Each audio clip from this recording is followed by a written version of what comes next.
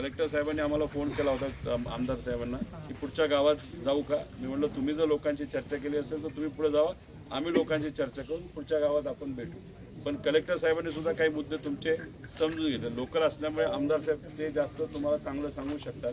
पण लोकल लेवलला म्हणजे मी 6 ते 7 जिल्ह्यामध्ये गेल्यानंतर फार क्वचितच म्हणजे कदाचित कुठंच नाही, फक्त याच मतदारसंघामध्ये याच जिल्ह्यामध्ये ते सुद्धा खासदार साहेब आणि आमदार साहेब यांनी पुढाकार घेऊन भांडण प्रशासन बरोबर केल्यामुळे चारा तिथं लोकांना मिळालेला आहे. बाकी कुठंच तिथं मिळालेलं नाही.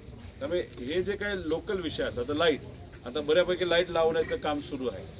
ते खूप चांगल्या पद्धतीने इथं त्या लाईटीचं नियोजन झालेलं आहे. पंचनामे बरे चाललेले आहेत, चांगले चाललेले आहेत. तरीसुद्धा तुम्हाला आत्ता व्यक्तिगत लेवलला, गाव पातळीवर, तालुका लेवलला जर काही अडचणी असतील तर ह्या तुम्ही आमदार साहेबांशी आत्ता इथं बोलावं, आम्ही सुद्धा ऐकून घेऊ.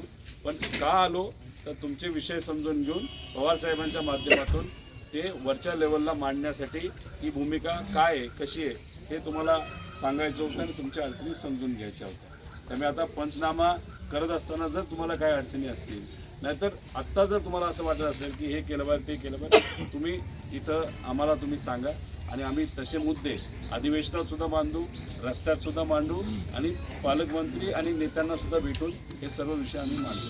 आम्हाला इथं काय अडचणी आहेत. 2 मुद्दे आहेत दादा. काय झालेलं आहे की आता आपण जे